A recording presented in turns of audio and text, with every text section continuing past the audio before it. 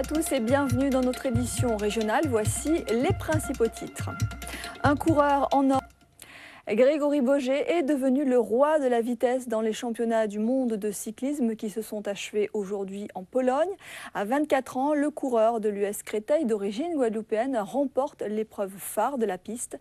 C'est sa deuxième médaille d'or cette semaine après la victoire française par équipe. Revivons cette victoire avec le récit de Francis Gibrien sur des images de nos confrères de France Télévisions. Sans surprise, Jean-Marie Nomertin a été reconduit à la tête de la CGTG. L'élection du secrétaire général vient d'avoir lieu à Saint-Claude.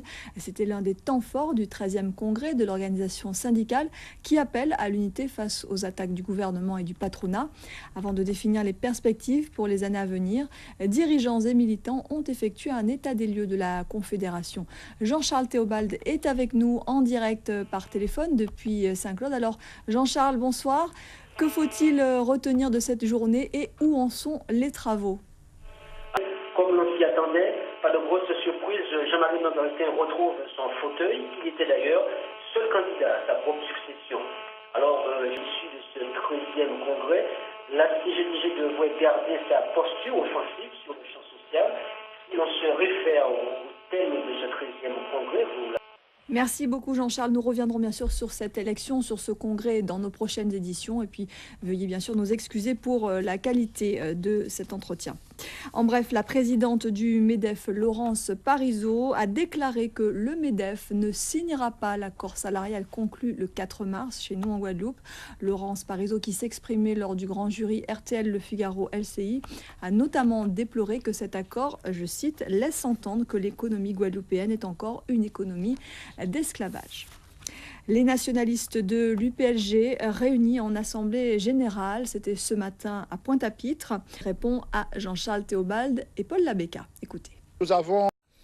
En bref, les habitants de Mayotte ont voté oui aujourd'hui pour que leur île devienne le 101e département français et le 5e DOM. Le oui l'a emporté à 95,2% contre 4,8% pour le non, selon la préfecture. Le taux de participation de ce référendum est de 61%. Beaucoup de Mahorais espèrent que cette départementalisation leur garantira stabilité et amélioration du niveau de vie.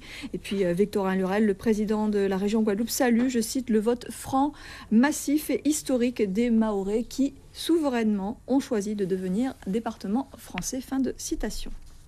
Littérature à présent avec ce tout nouvel ouvrage de Philippe Verdol qui ne devrait pas laisser indifférent. L'île Monde dans l'œil des pesticides. Un ouvrage dans lequel le maître de conférence se penche sur le chlordécone en Guadeloupe. Il nous livre une analyse menée scientifiquement et sans tabou. Catherine Lepelletier et Jean-Louis Quérec ont rencontré l'auteur, c'était à l'occasion du Salon du Livre qui s'est tenu récemment à Paris. Reportage. Ceux qui ont choisi de se dire oui n'ont sans doute pas manqué le salon du mariage qui se tenait jusqu'à ce soir au WTC. Un salon qui permet de préparer au mieux le mariage. Du bijoutier au traiteur en passant par le photographe, les professionnels du secteur étaient présents pour répondre aux interrogations et aux attentes des visiteurs.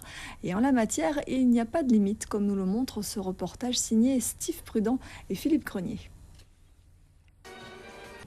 Solitude la Marronne sera pour sa première représentation sur la scène du Centre des Arts et de la Culture de Pointe-à-Pitre à partir du 2 avril.